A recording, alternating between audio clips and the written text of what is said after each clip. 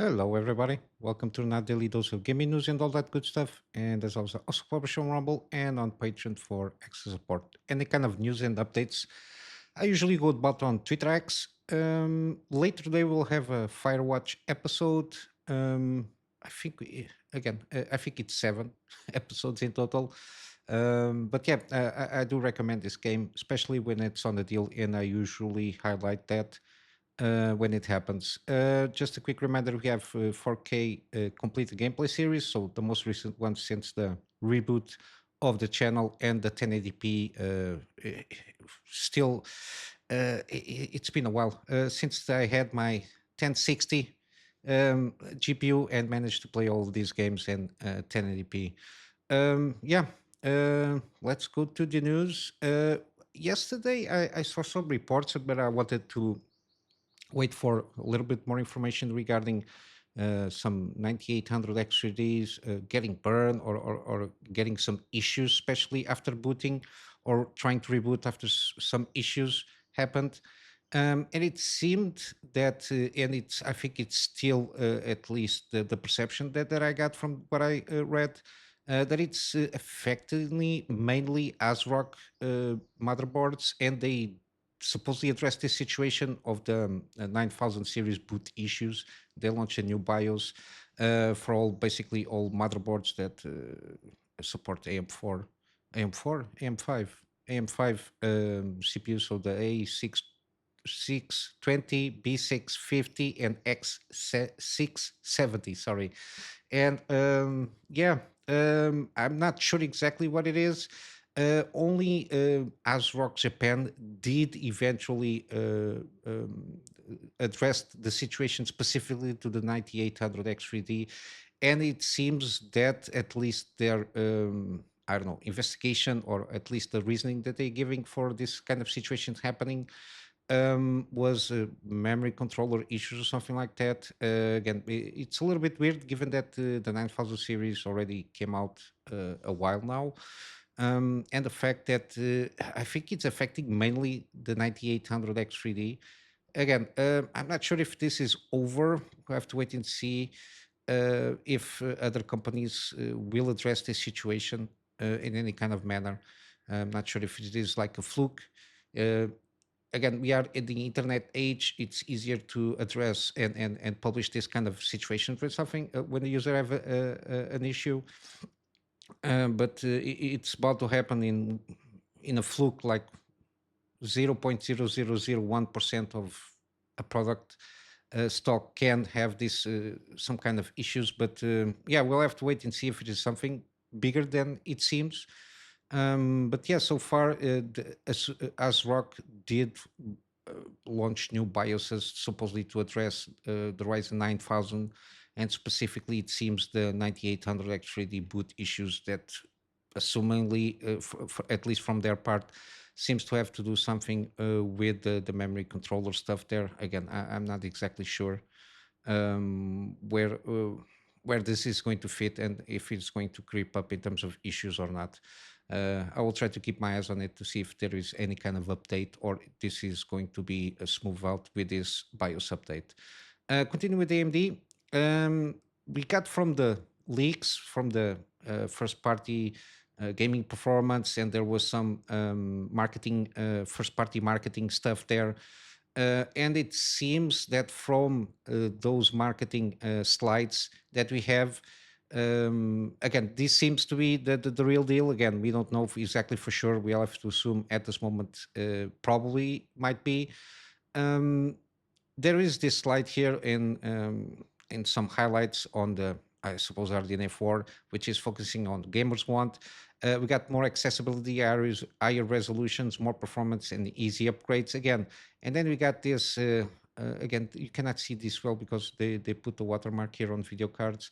But it seems that they're trying to cater to a very specific or very specific market, let's say, which is given that it says here, after more accessible, says that 85% of gamers buy GPUs under $700. Um, we'll have to assume, given this quote here, that they probably are trying to aim this lineup to be below $700. At least the MSRP on the lower end of, I will assume, 9070 XT should be below 900, sorry, below $700. We'll have to see how that goes in February 28th. We only have like a couple of days, so until then, we can hope only. Got higher resolutions, again, more gamers buying 1440p and 4K displays. Again, it goes in line to try to highlight that these GPUs supposedly do behave pretty good in 1440p and also in 4K.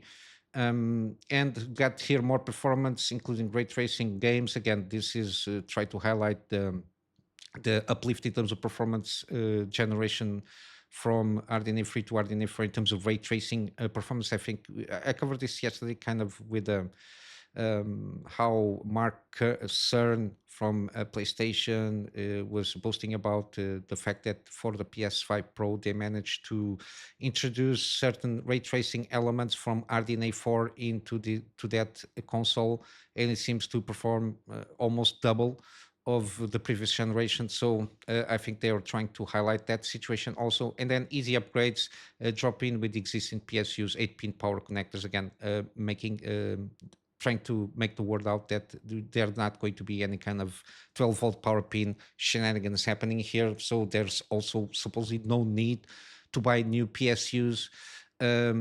Because it seems that also in terms of power consumption, I think it's total board power, they will be hovering around 300 and little watts. So I think majority of the PSUs can handle that power of these new GPUs. But yeah, we'll have to wait and see. Again, this is coming from that leak material, from the first party marketing material, it seems. But yeah, if it is so, maybe we got a good surprise for this year, and probably again we only have to wait 2 more days until we get official information from them, and I think we're going to see all the information that we are hoping for.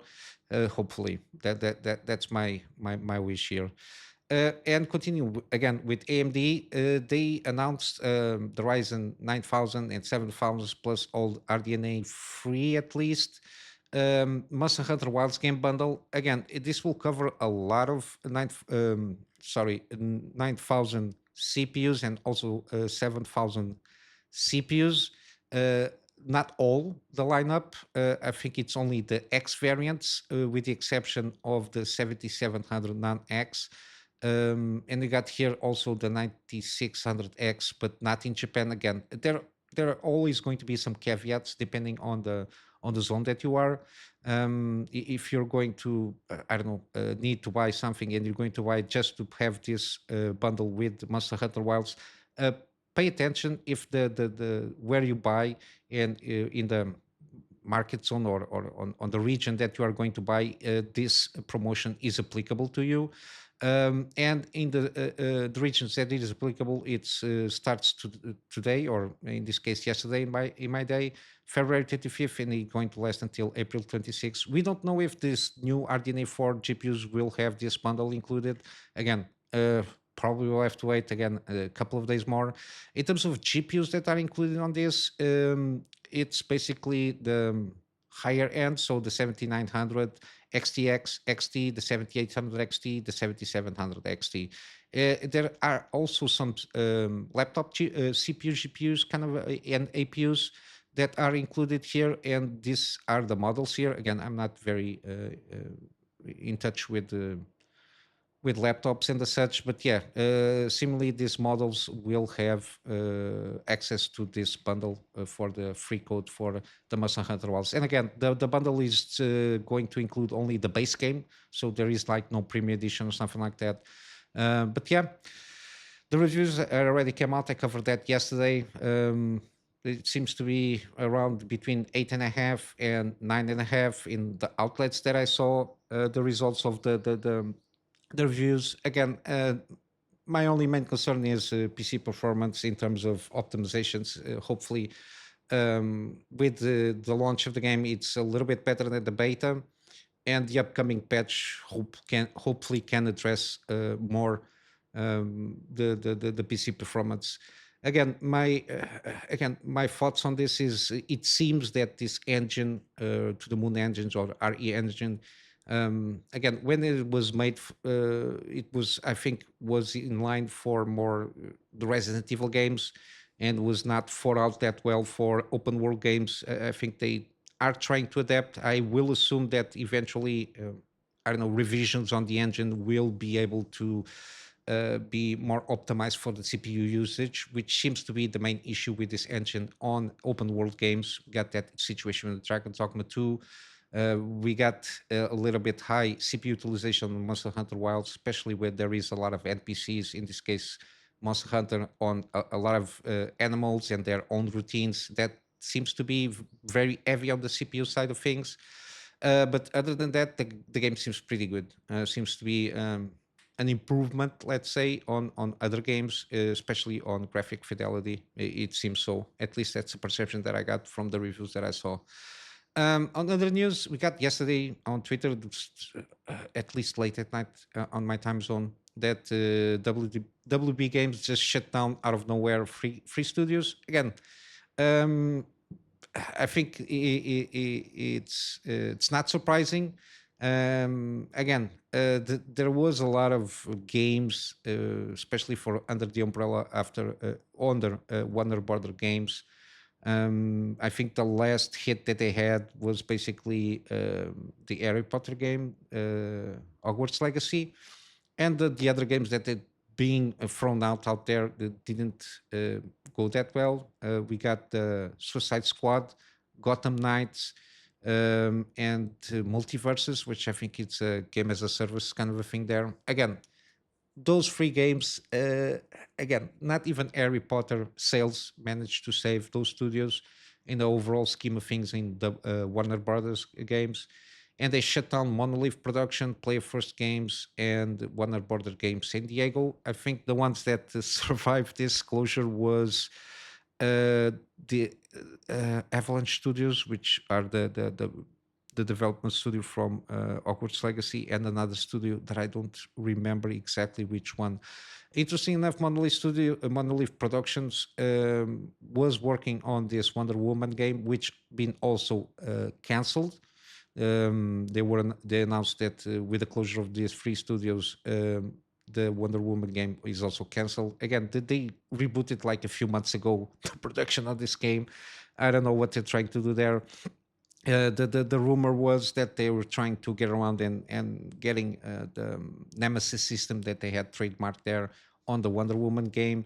But there were also some rumors they were trying to implement that as an online game as a service stuff there. Again, these companies are really a little bit behind on the trends, and they were late to the game trying to make games as a service. We saw like a lot of cancellations from PlayStation studios also in a lot of multiplayer games. But yeah, Monolith Productions is an old studio founded in 1994, and they released games like Shogo Mobile, Armor Division, never heard of it. No One Lives Forever. The name is not strange. Tron 2, never played it. Fear, I remember playing at least the first Fear. It's a trilogy of first-person horror shooters, kind of a thing there.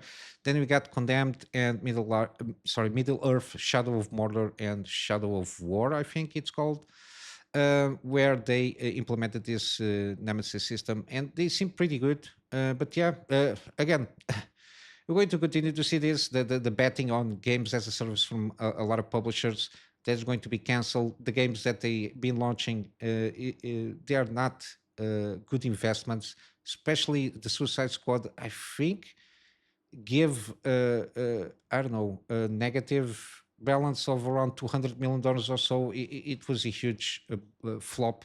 Gotham Knights also didn't sell basically anything, and the multiverses again. I don't think it has enough player base to continue the servers online. And yeah, again, the excuse is strategic change in directions and all of that marketing and corporate talk. But funny enough, they make the statement, this is a strategic change in direction, not a reflection of these teams or the talent that consists within them. Funny enough, if it's not the talent and the quality of the teams that is affecting this, why they are you closing down if they are that good and creating games and producing games. Why are you closing them down? It's because they are not that good as you might want to, at least at this moment in time. People tend to forget that a lot of renowned studios that launch excellent games and they rise up to being respected studios there in terms of producing games. A lot of the people that produce those games are not there anymore. Got the I don't know, the most flagrant case is CD Projekt Red, um, with the creative, I think, creative director and game director, and also narrative director from Witcher 3 to Cyberpunk 2077. They all left. They are most of them are, or the big guys are at this moment on Rebel Wolf Studios. That they are working on the Blood of the Dawnwalker. They are other talented people that left CD Projekt Red, and they are on other independent studios doing their own thing. And yeah, this is the same, can be applicable to a lot of big studios. For example, BioWare. We got the Dragon Age Veilguard.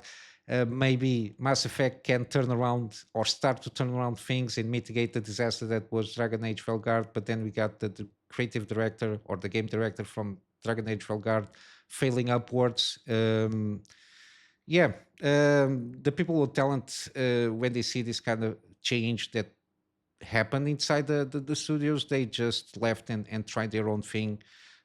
Some of them managed to do so again with the NetEase injection of money and 10 cents and all that jazz. We saw again some of them pull the funding from some of those studios, NetEase at least. We covered that this and last week. But yeah, this is going to continue to happen while studios think that while studios don't cater to what the players want and are asking for, and they continue to do their thing and thinking that players should play what they don't want. Again, you will continue to see the studios closing, from even Microsoft. When they closed down those studios, we got the studio that work on Dishonored. I forgot the name, and they work also on Prey. Again, studios that have made excellent games a few years ago. That again, they they are not being catered in making games that people want, and they play into their own strengths in the genre of games that they usually work on. And we will continue to see this disaster continuing. But yeah, it's a little bit of fuck around and you find out. People are uh, not they are not tired, but people are asking certain kind of games with certain kind of features, and people are tired a little bit of the games as a service kind of shenanigans trying to happen. We got a few years ago also the NFT trying to implement NFT games, and people don't want that. People just want great experiences on single player games, and even in multiplayer games, as I said, at least a couple of times, you only have 24 hours in a day, and in those 24 hours you can only dedicate X amount of hours per day to a multi game as a service kind of product. And if you flood the market with flops and slops of this kind of games, people will not play them because mainly they don't even have time, even if the game is good. But mostly we see a lot of trying to follow the trend instead of setting a trend. But yeah, it will continue to happen until they get their shit together regarding listening to the clients or the gamers or the customers, however you want to put it. But by the end, they are trying to sell you a product, and we have the power of the wallet to decide if you want to try it or not, those products. But yeah, continuing with the better stuff here, we got the alters. It was delayed. I'm not sure when it was announced. I covered that, but it was delayed, and they are. I don't know. I think they are polishing a little bit more. I played the demo. I think a little bit more polishing was needed, at least from what I tried for the demo. I still very curious about this game, got some game mechanics that seem very interesting. How the cloning stuff happens here in the DNA and the branching paths and all that jazz seems very interesting. But I thought in terms of PC performance, it could be improved a little bit more. But they launched a trailer here, which is kind of breaking the fourth wall, which is what if the alters could play the alters? Very interesting. I think they try to highlight certain things that you can do on the game and also try to see the interactions that you might have throughout your own gameplay sessions when you play the alters, which is very interesting. But yeah, I'm still hopeful that this game is going to be good. We just need to wait for a more precise date, given that it's coming out this year. But yeah, I'll try to keep my eyes open for this one. And then lastly, we got Bloober Team is going to develop a new game based on a Konami IP. Again, very interesting. Bloober Team did, I think the last game that they work on was Silent Hill 2 remake. It seems to be in line with the original game, at least in terms of tone and setting and all that stuff.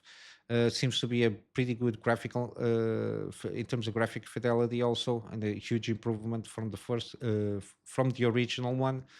And with that, given that Silent Hill is, I think it's an IP from Konami, they are working now on another game from Konami. Again, we don't know exactly which one. I'm not sure if they're going to ever work on a Metal Gear Solid. Usually, it's not as strong. At least that's my perception. Um, but yeah, we'll have to wait to see what will come out of it. Again, I'm not very familiar with Konami IPs that might be of a strong suit for Bloober Team to work on. But yeah, we'll have to wait and see more news, given that we only have that they announced the collaboration and working on the game with a Konami IP. Um, Hopefully, it's not a pachinko game. I don't think so, but yeah, we'll have to wait and see how that goes. So let's go for some gaming deals. We still have Black Mesa. This is the definitive edition, 75% off. Again, the remake of Half-Life 1 on Source 2 engine, if not mistaken. And yeah, very positive reviews and feedbacks throughout since the launch of this game. We got still also Stray, 40% off. Cocoon, 40% off also. Got Lorelei and the Laser Eyes. All of them are from Annapurna Interactive. In this one is 25% off. Then we got Indiana Jones and the Great Circle, which is very interesting, given that it launched, I don't know, 3 months ago, give or take, not that much, and it's already in promotion. I don't think the sales of this game are going that well. And the fact that, again, it's a $70 game. I think the game seems pretty good overall. Seems to be in line with the original trilogy kind of setup and tone. The gameplay seemingly is good in terms of also graphic fidelity seems pretty good also again. But yeah, before the launch, the game was embroiled in some I don't know, ESG kind of acronym mafia kind of a things there that doesn't seem to be uh, in the game itself. I don't know if they self-corrected or if it was trying to make a ploy to, I don't know, negative marketing is marketing and attention. I don't know what they're trying to do there, but yeah, I don't think the game is being selling that well, and the fact that it also is on Game Pass, yeah, that's why I think it's already in promotion. We got also Dome Keeper, 50% off. If you're not sure this game is for you, you can always try out the demo. I do recommend this game. From what I played, I really like this kind of game. It's one of those that you just do one more run, and then you're going to unlock, run by run, you're going to unlock certain features and extra stuff on the game that you can play with. Got also Jusant. Again, still trying to wrap up the recording of this series here. From what I played, I do recommend this game, especially at this price point. Very interesting experience on that you take out of this game here. Then you got on GOG, you got Deus Ex Human Revolution Director's Cut 85% off, and the sequel, the Digital Deluxe Edition, also 85% off. Then you got the Evil Within, again, got the stamp of approval if you buy it at this price point. And the sequel, The Evil Within 2, 80% off. I also can recommend this at this price point. Again, if not sure about these two games, you can check out my gameplay series. The first episode will give you for sure an idea of what this game is all about. But yeah, I'm going to wrap up for today with a plug of my patrons for access support. The access support is more in line for me to try and get a better storage solution so I can have backups of the stuff that I do for my clients, and of course some extra space for the videos that I do for the channel. And with all that said, I hope you have a wonderful day. I will see you in the next one. So until then, Kunamy Master out.